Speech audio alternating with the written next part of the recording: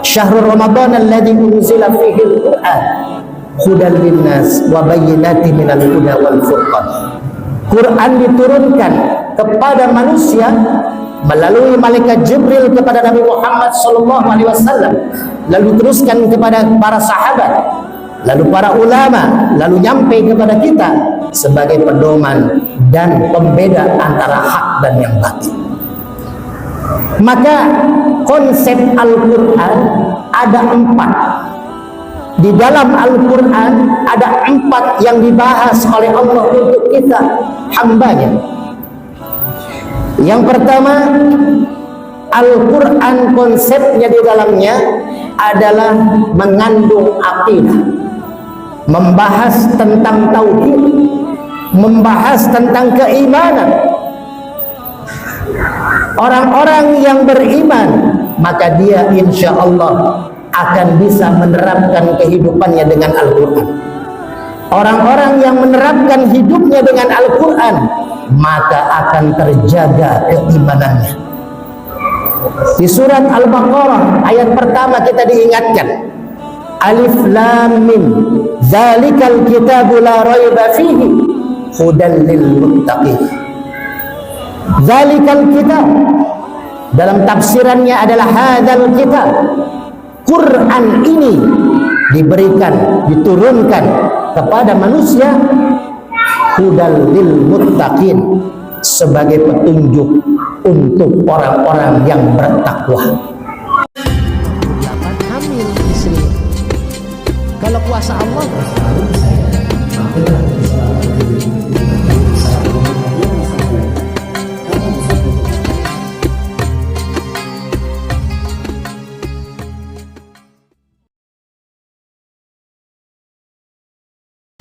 mati kali aneh. Ya, benar. Udah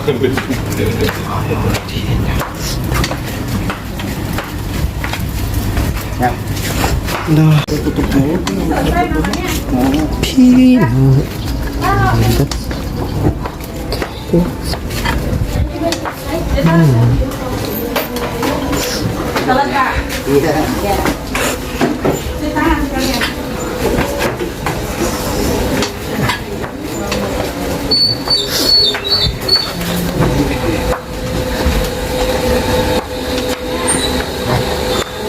Udah. Ya, Pak. Iya, Pak. Ikan langsung jadi, Pak.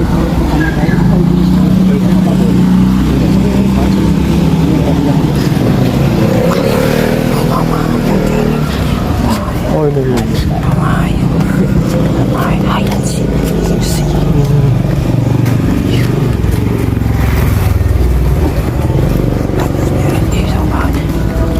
Bagian rumah udah datang.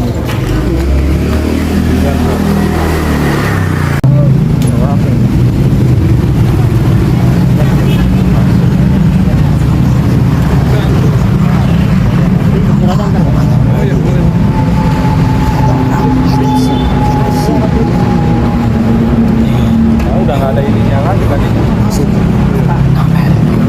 Jalan dah.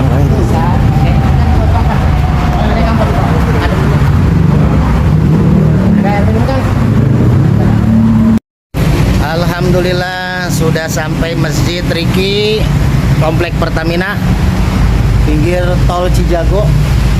Bismillah, alhamdulillah oleh Kang Pur diantar pakai kursi roda dari rumah, jalan kaki pakai kursi roda.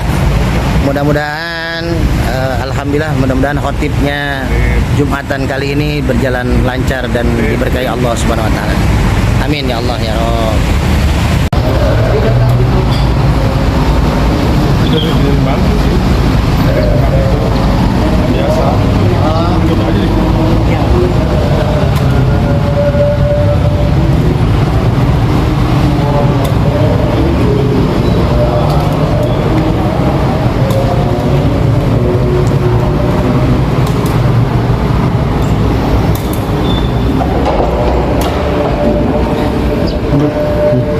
Ini kamu ingat.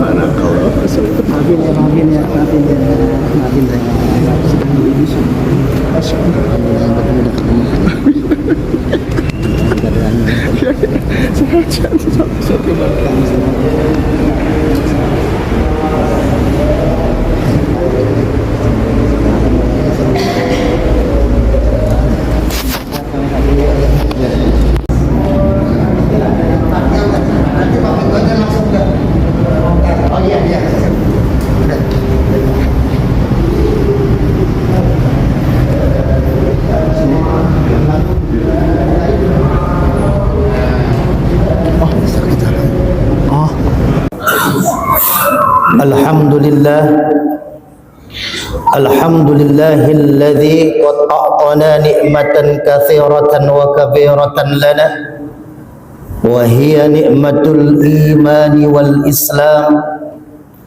Ashhadu an la ilaha illallah wahdahu la syarika lah wa ashhadu anna Muhammadan abduhu wa rasuluhu la nabiyya ba'dah.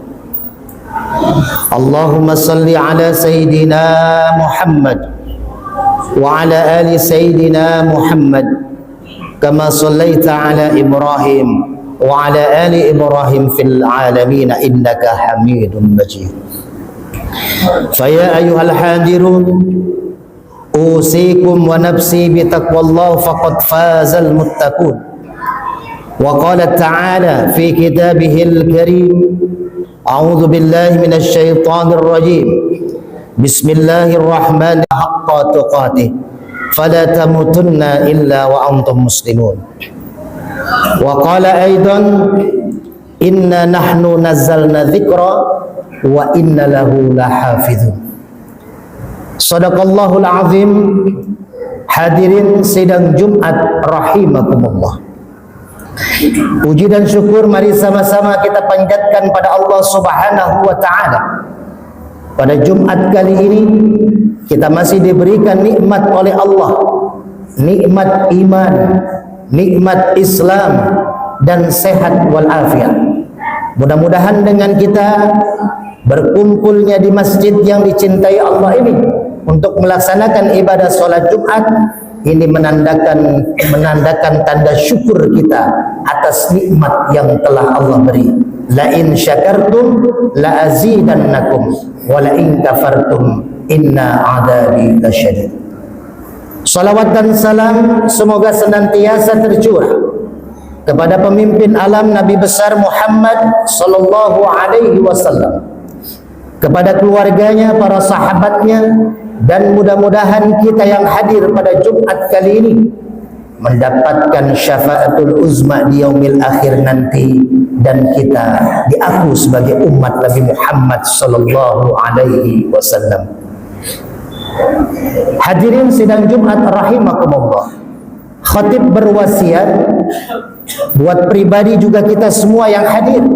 Mari sama-sama kita tingkatkan takwa kita kepada Allah dengan imtisalu awamirihi wajtinabu nawahi. Kita terus berusaha, makin hari, makin bulan, makin tahun, tambah kita berbakti kepada Allah, menjalankan perintahnya dan meninggalkan segala macam yang dibenci dan dilarang oleh Allah Subhanahu wa ta'ala. Mudah-mudahan kita termasuk golongan orang-orang yang muttaqin, orang-orang yang bertakwa di hadapan Allah Subhanahu wa ta'ala. Hadirin sidang Jumat rahimakumullah. Kita tahu bahwasanya kita sebagai umat Islam diberikan yang namanya kitab yang amat sangat bermanfaat buat hidup kita di dunia dan di akhirat, yaitu Al-Qur'anul Karim. Orang-orang yang berpedoman kepada Quran, bagi siapapun yang menjalani kehidupan memakai Al-Quran, insya Allah tidak akan tersesat. Karena Quran ketika diturunkan oleh Allah Subhanahu wa ta'ala, Syahrul Ramadan alladzi unzila fihi al-Quran hudan linnas wa bayyinatin minal huda wal furqan. Quran diturunkan kepada manusia melalui malaikat Jibril kepada Nabi Muhammad sallallahu alaihi wasallam, lalu teruskan kepada para sahabat, lalu para ulama, lalu nyampe kepada kita sebagai pedoman dan pembeda antara hak dan yang batil. Maka konsep Al-Quran ada 4. Di dalam Al-Quran ada 4 yang dibahas oleh Allah untuk kita hambanya. Yang pertama, Al-Quran konsepnya di dalamnya adalah mengandung akidah, membahas tentang tauhid, membahas tentang keimanan. Orang-orang yang beriman, maka dia insya Allah akan bisa menerapkan kehidupannya dengan Al-Quran. Orang-orang yang menerapkan hidupnya dengan Al-Quran, maka akan terjaga keimanannya. Di surat Al-Baqarah ayat pertama kita diingatkan, Alif Lam Mim, Dzalikal kitabu la raiba fihi, hudan lil muttaqin. Dzalikal kitab, dalam tafsirannya adalah hadzal kitab. Quran ini diberikan, diturunkan kepada manusia, hudal lil muttaqin, sebagai petunjuk untuk orang-orang yang bertakwa, yang melakukan ibadah kepada Allah dan menjauhi segala macam yang dilarang oleh Allah Subhanahu wa taala. Karena orang yang beriman, dia pasti akan bisa menjalani Quran. Dan orang yang menjalankan Quran, maka dia akan bertambah imannya. Ini yang pertama. Yang kedua, konsep Quran atau isi daripada Al-Quran adalah syariah. Apa itu syariah? Adalah tuntunan. Bagaimana kita sholat, itu ada di Quran, walaupun penjelasan detailnya ada di hadis Rasulullah SAW. Bagaimana kita puasa, ada di dalam Al-Quran, walaupun secara spesifiknya nanti Rasulullah yang menerangkan dalam hadis-hadisnya. Maka syariat ada di dalam Quran. Kalau kita mau sholat, lalu kita tidak memahami konteksnya Al-Quran, dalilnya dalam Al-Quran, maka sholatnya akan kemana-mana. Wa ma kana sholatuhum. Surat Al-Anfal, Allah mengingatkan banyak orang sholat, tapi sholatnya nggak dapat apa-apa. Bahkan dia sholat di depan Ka'bah. Wa ma kana sholatuhum indal baiti, di depan Ka'bah sholat, nggak dapat apa-apa. Illa muka wa tasdiyah. Mereka hanya bertepuk dan bersiul. Gerakan sholatnya dianggap tepukan, bacaan sholatnya dianggap sebagai siulan oleh Allah. Kenapa? Karena sholatnya tidak memahami ilmunya, dan Al-Quran membahas tentang bagaimana sholat yang diterima oleh Allah Subhanahu wa ta'ala. Maka kalau kita mau beribadah dengan baik, pelajari Al-Quran, jadikan pedoman Al-Quran buat hidup kita. Yang ketiga, konsep Al-Quran dan isi Al-Quran adalah akhlakul karimah. Akhlakul karimah, akhlak yang baik, yang dicontohkan kalau kita mau melangkah, kalau kita menjadi muslim yang baik, kalau kita mau jadi tetangga yang baik, kalau kita mau jadi kepala rumah tangga yang baik, kalau kita mau jadi pemimpin yang baik, maka contohlah Al-Quran. Maka jadikan Al-Quran sebagai pedoman kita hidup, karena di situ banyak mengandung unsur-unsur yang mengajarkan tentang bagaimana berakhlakul karimah.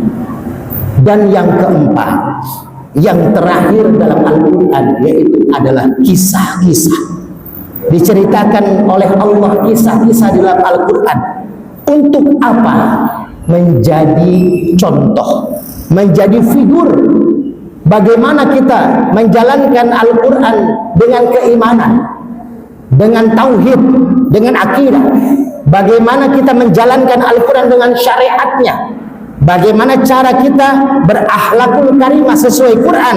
Maka pasti harus ada contoh dan figurnya. Maka Allah mencontohkan figur-figur itu di dalam Al-Quranul Karim, yaitu tentang kisah-kisah para nabi, para rasul, dan orang-orang soleh. Nabi dan rasul ada 124.000, dan yang wajib kita ketahui ada 25 nabi dan rasul. Dari 25 nabi dan rasul mengerucut ada 5 nabi, ada 5 rasul yang termasuk ulul azmi. Nabi Ibrahim alaihissalam, Nabi Musa alaihissalam, Nabi Isa alaihissalam, dan Nabi Muhammad sallallahu alaihi wasallam.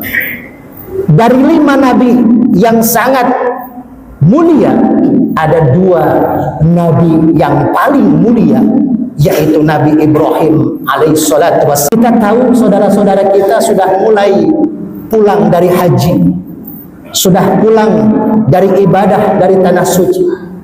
Maka Nabi Ibrahim itu mengajarkan 4 hal yang juga diikuti oleh Nabi Muhammad SAW. Karena Nabi Muhammad adalah dari garis keturunan Nabi Ibrahim. Nabi Ibrahim pertama mengajarkan yang namanya haji. Karena kalau tidak ada Nabi Ibrahim, tidak ada yang namanya ibadah haji. Karena beliau yang diperintahkan oleh Allah untuk membangun Ka'bah di tanah tandus, di padang pasir. Maka haji ini adalah sebuah warisan dari Nabi Ibrahim alaihissalam untuk kita melalui Nabi Muhammad SAW. Lalu apa yang diwariskan lagi oleh Nabi Ibrahim? Yaitu khitan. Ketika Nabi Ismail alaihissalam dihitan pertama kali oleh Nabi Ibrahim, maka ini dicontohkan dan dijadikan sebagai ajaran oleh Nabi Muhammad SAW. Lalu yang ketiga adalah kurban. Ini pun silsilah sejarahnya dari Nabi Ibrahim yang diberikan mimpi oleh Allah untuk mengorbankan anaknya Ismail alaihissalam. Maka orang-orang yang berkurban, maka dia menjalankan apa yang diwariskan oleh Nabi Ibrahim alaihissalam. Dan yang keempat, yang terakhir, yang diwariskan oleh Nabi Ibrahim alaihissalam adalah bagaimana membina rumah tangga yang baik. Kita tahu Nabi Ibrahim punya istri dua, Siti Sarah dan Siti Hajar. Dua-duanya solehah, dua-duanya sangat sayang terhadap Nabi Ibrahim. Apakah tidak ada ujian Nabi Ibrahim? Sungguh luar biasa. Dengan Siti Sarah puluhan tahun menikah, belum punya keturunan.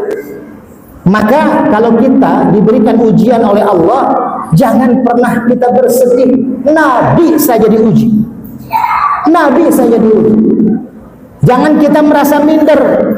Ya Allah, saya sudah sholat, ya Allah, sudah rajin puasa Senin Kemis, kenapa engkau masih kasih ujian, ya Allah?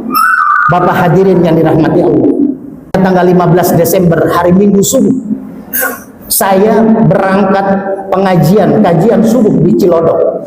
Tapi kebetulan subuh hari itu tidak nyampe saya ke masjid di Cilodong, karena keburu saya ditabrak oleh motor gerobak di samping Masjid Hidayatullah ini. Patah kaki kanan saya, 3 patahannya, bahkan di engkel dengkulnya parah, sampai kata terapisnya bisa 1 tahun. Saya saat itu bersedih, karena yang saya sedihkan adalah saya tidak bisa berdakwah lagi. Tiap hari saya keliling dakwah di kota Depok, tapi 6 bulan saya disuruh istirahat oleh Allah Subhanahu wa Ta'ala. Apakah Allah bikin sulit? Tidak.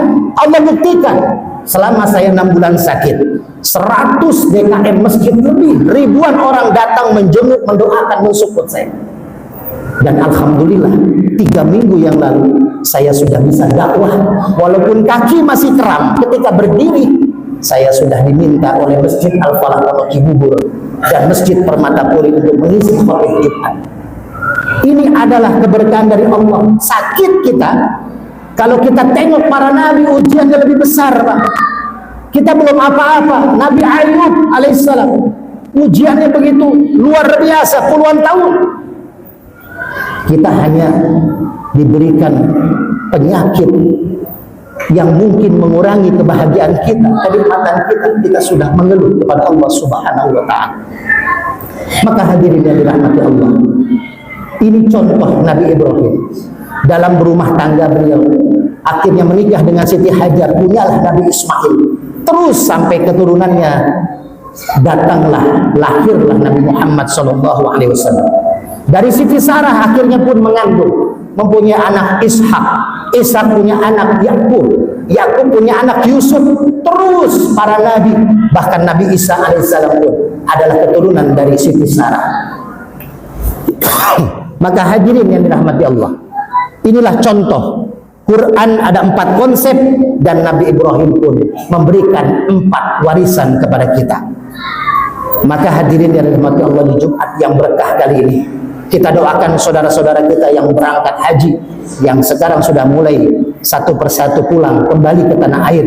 Kita doakan mudah-mudahan mendapatkan haji yang mabrur, diberikan kesehatan, keberkahan oleh Allah Subhanahu wa Ta'ala. Kita yang belum berangkat, mudah-mudahan juga diberikan oleh Allah kesempatan untuk bisa berangkat haji. Yang kedua, kita minta kepada Allah di Jumat yang berkah ini, ketika kita diberikan penyakit, ujian oleh Allah, mudah-mudahan ini menggugurkan dosa-dosa kita, juga tanda sayangnya Allah kepada kita, dan ada hikmah terbaik untuk kita. Dan yang ketiga, mari sama-sama saya ingatkan buat kita semua yang hadir, kita hidup tidak akan lama, kita hidup hanya sementara, kita hidup hanya tinggal menunggu jemputan malaikat Israel. Maka hadirin, jangan pernah kita takut untuk berinvestasi, untuk bersedekah di jalan Allah Subhanahu wa Ta'ala. Masjid yang kita cintai ini salah satu sebagai kendaraan kita menuju tempat-tempat yang memang di jalan Allah Subhanahu wa Ta'ala. Karena itulah tabungan sesungguhnya kita, tabungan yang ada di ATM kita itu hanya sementara. Maka hadirin, mudah-mudahan semua yang hadir di Jumat kali ini diberikan ridho oleh Allah Subhanahu wa Ta'ala. A'udzubillahi minasyaitonir rajim. Bismillahirrahmanirrahim. Wal 'asri innal insana lafi khusr illa alladziina amanu wa 'amilus shalihat wa tawassaw bil haqq wa tawassaw bis sabr. Barakallahu li wa lakum fil Qur'anil 'azim wa nafa'ani wa iyyakum bima fihi minal ayati wa dzikril hakim wa taqabbalallahu minni wa minkum tilawatahu innahu huwas samiul 'alim. Alhamdulillah, ba'da khotib Jumat di Masjid Riki bersama Pak Haji Aziz, sesepuh Masjid Riki, Kang Budi dari Kementerian Kelautan nih, saudara saya, alhamdulillah ada Kang Purwadi, Kang Ustadz Purwadi dari Tapos, Pak Ketua DKI Masjid kita, berkah, makin berkah pokoknya Pak Ketua dan keluarga.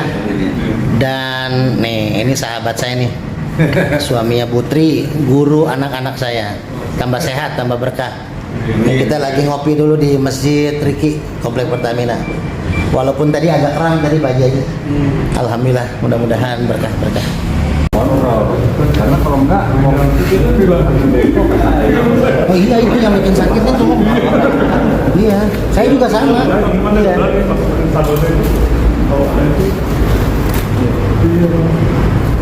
Ini kamu ini libur apa izin?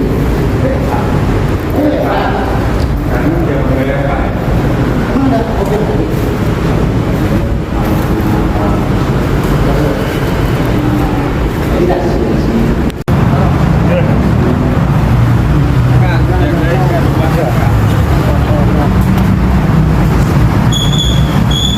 How many people?